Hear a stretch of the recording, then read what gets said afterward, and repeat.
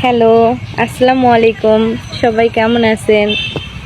আজকে আপনাদের জন্য একটা ভিডিও নিয়ে আসলাম গ্রামের বাড়িতে থাকতে কার না ভালো লাগে বলুন তো?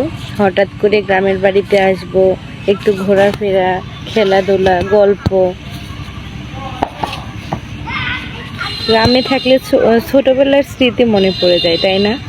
আমার মতো কে কে আছে একটু কমেন্ট করে জানাবেন, ঠিক আছে? গ্রামের বাড়ির সবুজ মাঠঘাট দেখলে কেমন জানি মনটা ভালো হয়ে যায়। এই যে ছোট বাচ্চাটা দেখতেছেন, ও আমার চাচাতো বোন, মরিয়ম নাম। ও বলতেছে, এই ঘাসটা হাতে নিয়ে বলতেছে এটা ফুল, আপু দেখো এটা ফুল। এই যে সামনে দেখতেছেন ছাগল, আম্মু ঘাস খাওয়াচ্ছে ছাগলকে মাঠে। আর ওই পাশে আমার মেয়েটা হাঁস বাড়িতে নিয়ে আসতেছে, বৃষ্টির পানি পড়তেছে।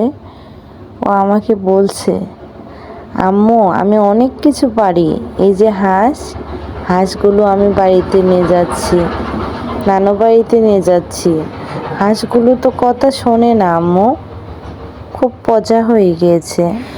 যখন বাসাতে দমটা বন্ধ হয়ে আসে, তখন গ্রামের বাড়িতে এসে মাঝে মাঝে ঘুরে যাবেন, দেখবেন মনটা খুব ভালো হয়ে গেছে। এই সবুজ মাঠঘাট, রাস্তা, গ্রামের বাড়ি সব কিছু দেখলেই কেমন জানি মনটা ভরে যায়। 2012 সালে গ্রামের বাড়ি থেকে পড়াশোনার জন্য শহরে গিয়েছিলাম। তারপর থেকেই শহরে, আর গ্রামের বাড়িতে তেমন একটা আসা হয় না, থাকা হয় না। আসলেও দেখা যায় এক সপ্তাহের মধ্যেই চলে যেতে হয়।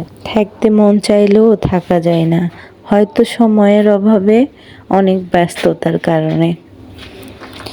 অনেক কিছুই বলে ফেললাম।